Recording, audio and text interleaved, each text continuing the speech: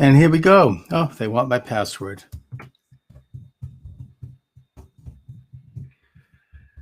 It was seeming like a small week in news. Israel, the new election in Iran, possibly Iran going to move forward, like a pivot east with Russia and China. And I saw this crazy news story just today, this collapse in Miami, and it looks like, God forbid, it could be there's going to be tens of people dead, and it looks like it's a majority Jewish building. In Miami? Sunset Park in Miami. I put on Facebook the message. I mean, right now there's only one confirmed dead. There's 51 people missing. My grandparents have lived in Fort Lauderdale. I've been in Miami. So Surfside, Miami. I'm not sure if you're familiar with Surfside, Miami. Not really. What's it all about? I mean, is it just a natural disaster, or how did that work? It's unknown right now, but a building collapse of a residential condominium tower. And it looked bad. It looked like 180 units. It happened at 1:30 in the morning. There's only one confirmed casualty, tens of injured. I think they might have storms right now, so it's hard to do the excavations. And currently there's 51 people missing, and God forbid, oh my God, it's probably going to be a mass casualty event. So if there's 51 people missing, presumably the most of them are going to be casualties, God forbid. Oh my God, that's terrible. That's a huge disaster. And then obviously at the New York mayoral elections, finished with Eric Adams. At least looks like he's going to win, but with the new line voting, it's still possible that that might find a way. Maya or Gonzalez could pull ahead. That's a way to kind of make sure that you get in a liberal. It's kind of like, that's why I even think in Massachusetts they rejected that kind of voting. It looks like Curtis Sliwa won the Republican nomination. Yeah, I'm not sure how much competition. I mean, maybe there'll be some remote. Something he might have some. He might be more of a contender than people assume. Yeah, I mean, some remote chance that if there's. I think he could among the Democrats. And, yeah. And if Eric Adams is running largely as a law enforcement candidate, that maybe Silva also could say, why are you voting for a Democrat as a law enforcement candidate? And it looks like our friend Heshi Tischler lost pretty bad. Only got like a few % of the candidate. That I showed you, the Orthodox Jewish periodicals came out pretty hard against him. I should have him back. He's a good guy, but we'll have to see. Kind of a bit of a loose cannon, but an interesting fellow.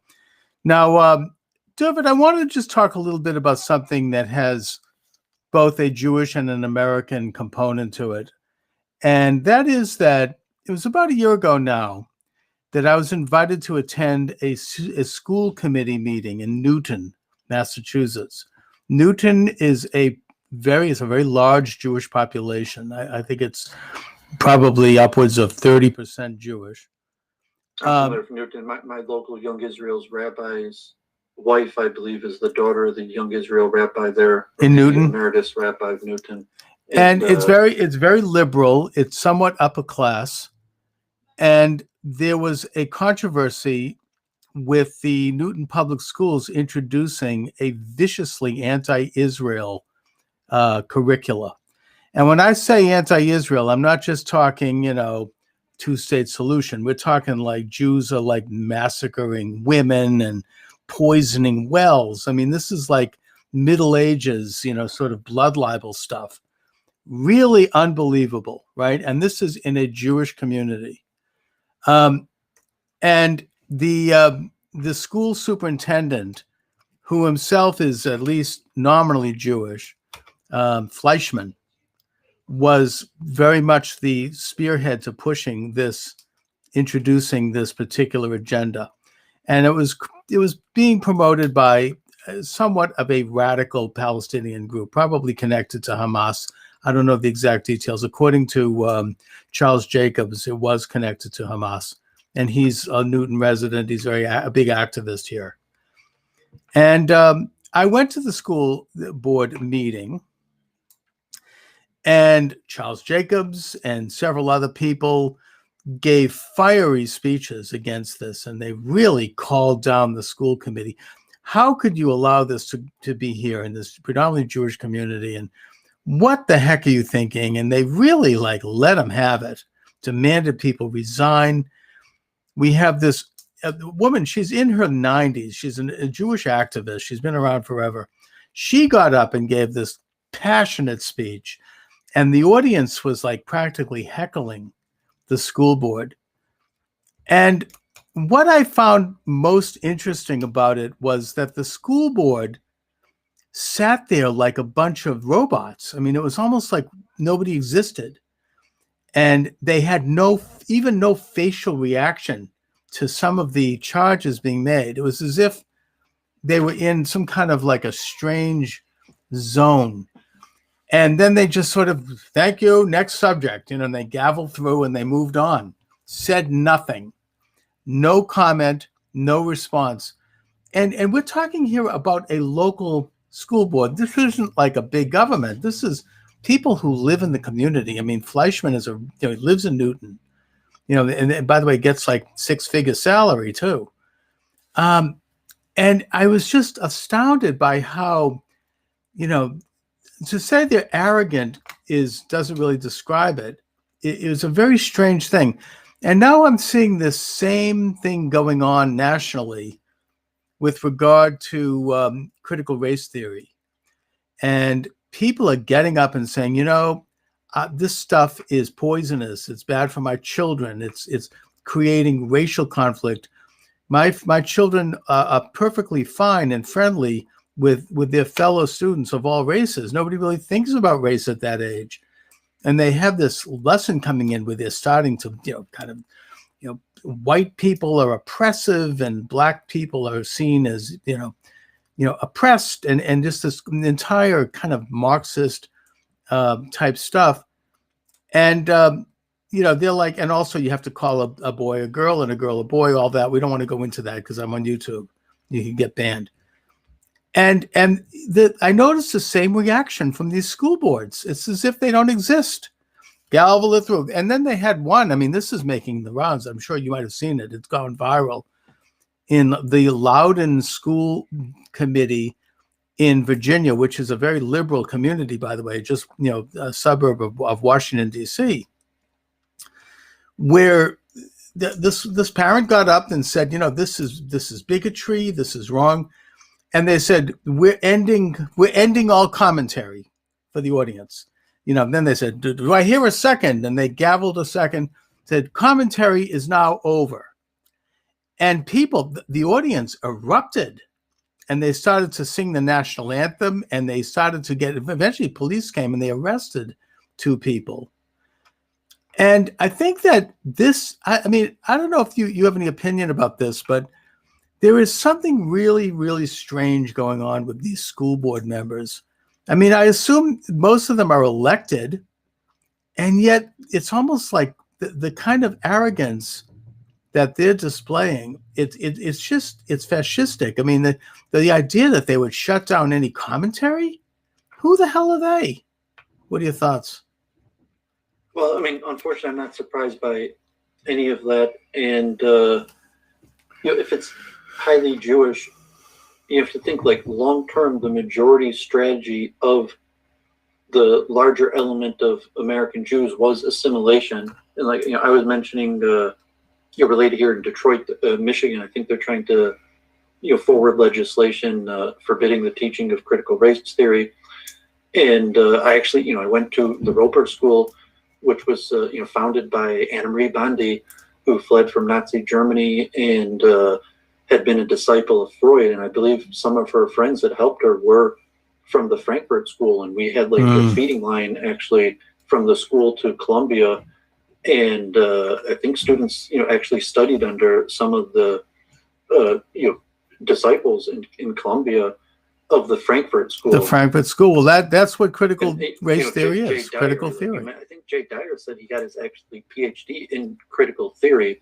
Did and he? today, critical race theory is a derivative Of critical theory. Exactly. But a lot of people aren't necessarily that scholarly of it, of the history, and saying the majority, not the majority, but there's a sizable element of the left Jewish community in America, maybe even 10, 20, maybe even like 25% of American Jews going back, from World War II, that have largely been on board with critical theory, yeah, and the natural derivative of critical race theory, and then your current identity crisis. And I mention this all the time, because I'm, so to say, opposed to fighting anti-Semitism in America in the way that most organizations do, because say me and you as Jews, and even, I would hypothesize all Jews in America are better off being judged as individuals. We don't want to be judged as Jews. Exactly. We want to be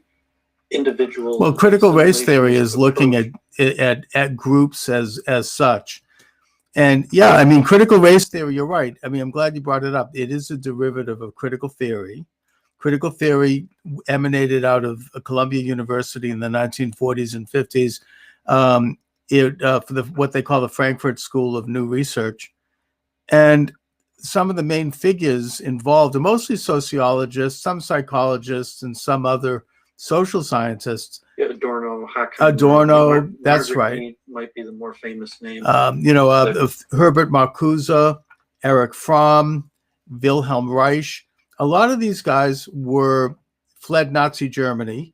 When you first talked to Richard Spencer a few years ago, or Jay Dyer, I'd never even heard of critical, even though I went to a school that was largely based on critical theory. I had heard the names like Adorno, Horkheimer, or Marcuse as a kid because I had a good education. Sure. And some of my teachers were educated, in Columbia under those people. But when the alt-right first was rising, one of the bigger complaints, like Kevin McDonald on Judaism, was this dominance of critical theory, but they more focused on cultural relativity. That was right. What they were saying, that critical theory is related to cultural relativity because it was a school of anthropology, maybe most widely known to the masses through people like anthropologists like Margaret Mead. That now in critical race theory, it's unclear if you say the connection, what we used to call cultural relativity, to what now is being called critical race theory. That might even be a pushback of what, when I was a kid being educated, would have been referred to as cultural relativity. Well, first of all, the people you mentioned, like McDonald and others, they try to make an issue out of the fact that many of these people had Jewish backgrounds, and therefore they put an anti-Semitic spin on it, that somehow it must be a Jewish conspiracy. They were saying that was what had won. Like already when 2016, they were claiming, before critical race theory became so popular, they were claiming the problem in American society was that critical theory and cultural relativism had basically won out in academia. Well, that's a good point. But the point is nothing to do with Judaism. Just because some of the people, not all, but certain of them happen to have Jewish backgrounds, that's not relevant. The important and relevant factor was that it was Marxist, and openly so. Because saying I went to it wasn't a Jewish school, but it was founded by Holocaust survivors from Germany. There was a strong Jewish element to the school. Yeah, but they were Jewish Marxists. If you're saying Newton, I'm assuming that Newton probably is similar, that it's mostly assimilated Jews. If there's very liberal, Jews in Newton now, that's probably a newer phenomenon, and probably critical theory, like an assimilationist type approach, that people like the alt-right would have seen hypocrisy. Like, how are you pushing critical theory and assimilation at the same time? But I'm guessing that that's probably the general layout of Newton. But I would also say that even in Newton, among the very ultra-liberal Jews, there's a few shreds of consciousness when it comes to Israel. And when you have this curricula saying, strong shreds of critical theory, probably. Even totally. History, if you studied it, you might see a lot of the people who probably became big players on the school board in these theories, maybe even went to Columbia or had education or direct connection And yes, I agree. But the point is that critical even theory they has have a already few. won. Like in Newton, critical theory had probably already won decades ago. Oh, yeah. But even so, there's still a few, in spite of this vicious mindset, there's still a few shreds of morality in them, in that they still don't want to hear such, lies about Israel, killing women with poisoning the wells and just the kind of stuff that you would have heard in the Dark Ages in Europe. The Jews are responsible for the bubonic plague. Even they were upset by this. But putting that aside, nothing was done because the establishment there. Crisis that they've been successful as Americans, and the Jewish identity is probably secondary. So when they hear attacks on Jews, they may not, deflected. They may already be intermarried, largely assimilated. Probably Newton, even though they push for integration and African American rights, is probably predominantly white. And it is. And it is really overwhelmingly crisis. Saying like, so some of their kids and grandkids might be becoming Chabad or Zionists due to the identity crisis. But at this point, really, they have no choice but to keep on doubling down. Well, but the point I'm making here, Dooovid, you're right. But even with those, they're doubling down on the tactics they've been using. Yeah, even with these inhuman ideals that they've embraced, what I'm saying is that even they still have a few shreds of common sense and humanity when they hear the curricula as described at this meeting, which was absolutely viciously anti-Semitic. It went beyond just opposing Israel, supporting two-state solution, Palestinian rights. That's all fine. Well, this went beyond that. This was like the anti-Zionism is anti-Semitism. No, this is more. But from a critical theory, school, like we mentioned, like Andy Meisner, and quite a few Jews in Metro Detroit have came out in support. Is that you really do have to be against Israel if you're going to be all right, fine. But even in that, the critical theory, Dooovid, even in that school of being anti-Israel, this curricula goes beyond that. This is more than anti-Israel. I mean, this is saying that the Israelis are doing these bizarre atrocities. This is like, as I said, this is Middle Ages stuff. But it's a fight for the Jewish identity. So it's saying that they're saying like, if you're a proponent of critical theory or liberalism, assimilation from a Judeo perspective, Zionism and Orthodox Judaism is the biggest. I understand, and I also would note you have to kind of like strawman and make Israel right. worse. But I would even note that most fight for Judaism. Most people of Newton don't want Orthodox. No, but they also are Zionists. Yes, they do. Yes, they do. Most you may want that. But no, most people in Newton, even the most ultra liberal, are still supportive of Israel. I mean, there's only a fringe that isn't, and so I think that regardless of their embrace of critical theory and their ultra liberalism, they still maintain a basic support for Israel, including the most liberal of synagogues in Newton. That's something. Kevin McDonald's, like it's like for nish for me, for you, not for me, and that it's the blatant hypocrisy to push critical theory on Americans and at the same time defend against critical theory in Israel. Okay, now I just want to. This is a quick side note here.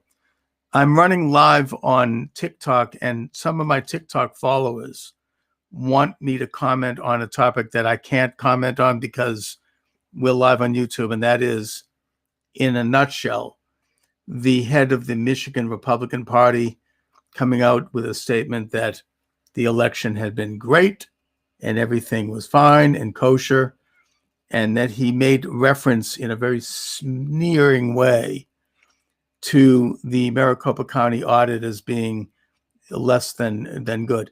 I can't comment further on that because we're on YouTube, and it is a topic that is verboten on YouTube. I just wanted to say that. So please be patient with me on TikTok. Maybe after the program, I'll do a little live streaming on TikTok where I can get into some details on that. Dooovid, getting back to the subject at hand here. So the critical theory is directly correlated to the critical race theory. And I think that I'm starting to study it. In a nutshell, what it does is it looks at it deals with the sociological look, which is fine in and of itself. It opens up C. Wright Mills, who I think was part of this, opened the lens to look from the personal or the problems of an individual to the greater societal problems by looking at a social structure and then comparing that to the other social structures that exist. But if you take that idea and you put it into the conflict theory in sociology, and I'm talking about this because I'm actually studying sociology right now. I'm getting a degree in sociology. Thank you. The conflict theory is Marxist. The idea that groups have to be, in a sense, they exist and they have to be pitted against each other to create a dialectic and a conflict, and that the critical theory and then they apply it to race, is that you have to look at groups based upon their race, and you have to consider a dominant group that is oppressing a lesser group. That is, I think, the theory in a nutshell. It does not consider the individual.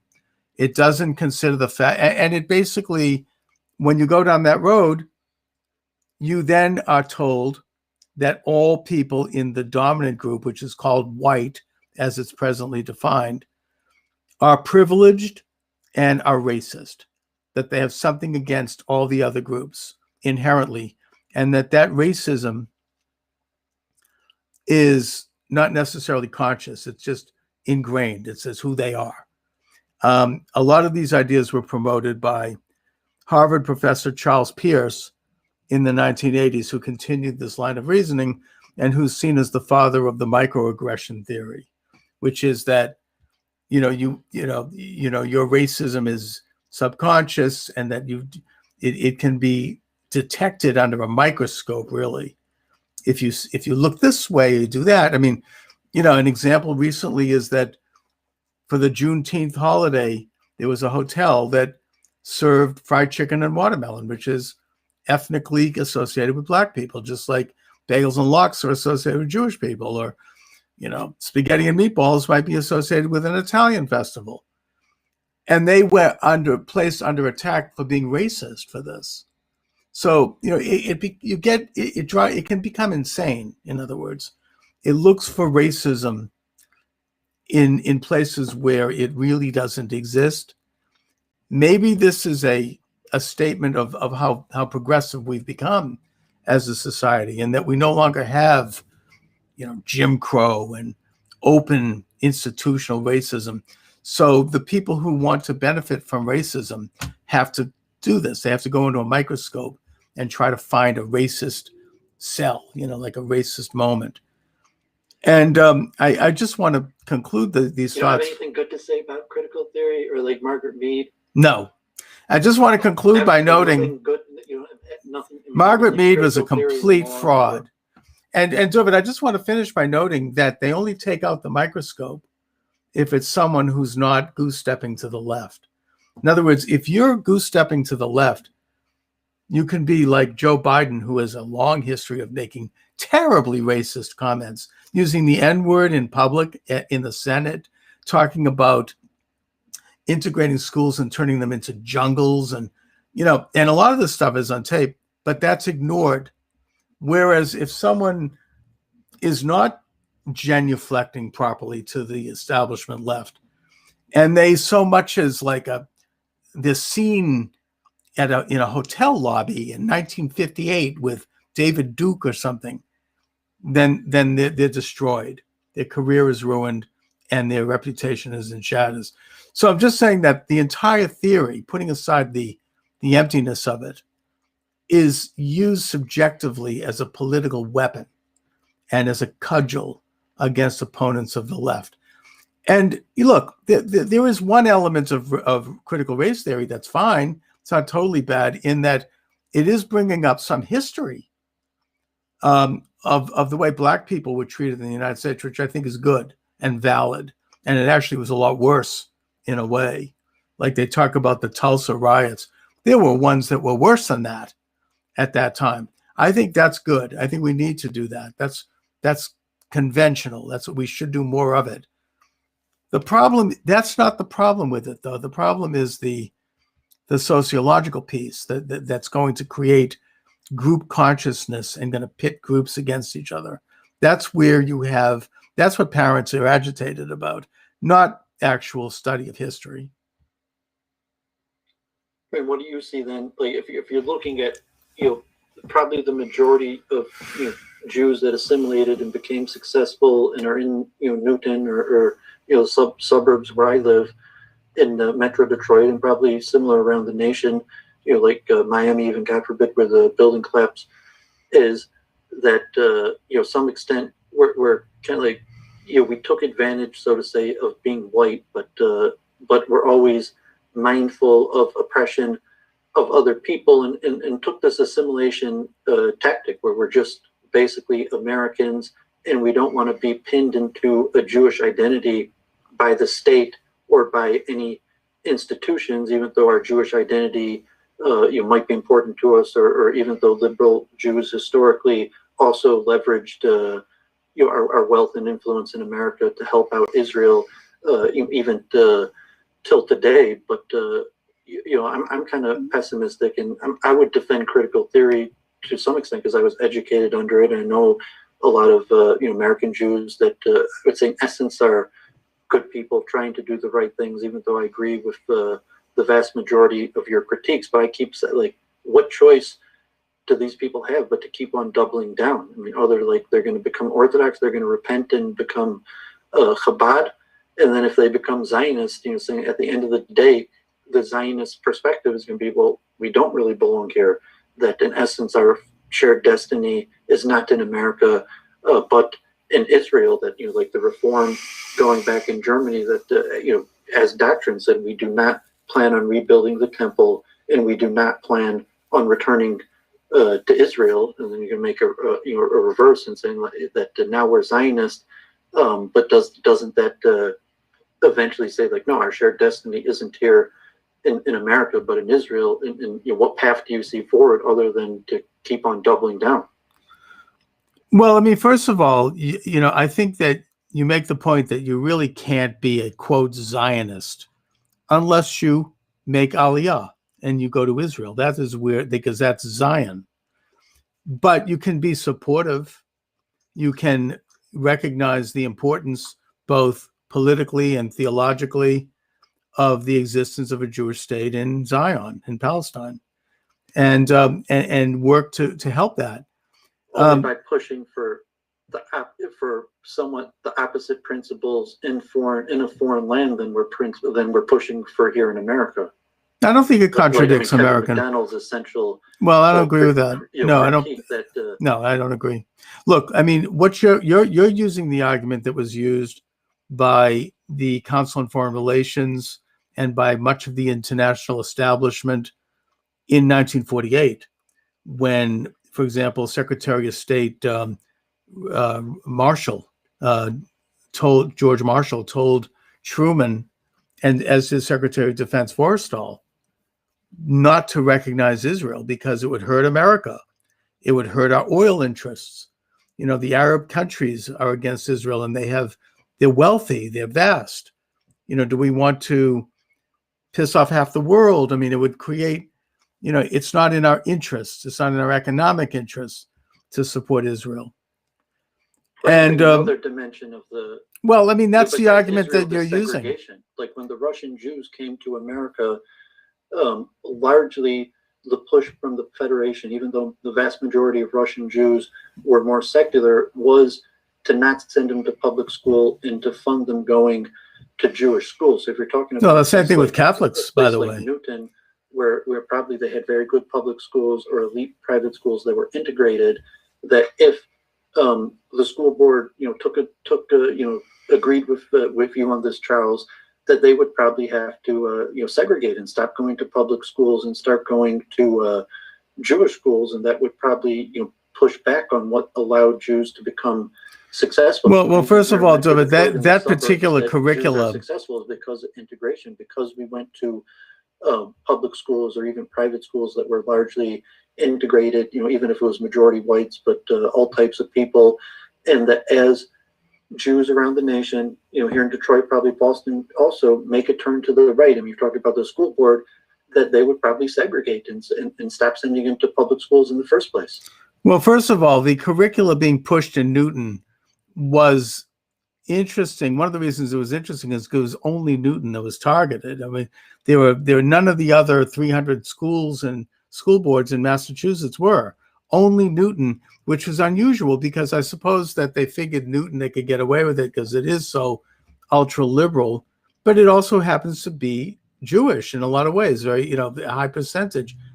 But getting back to also, like in the 5 towns Lawrence Public School, which used to be, extremely good public school, like maybe even like 50% Jewish.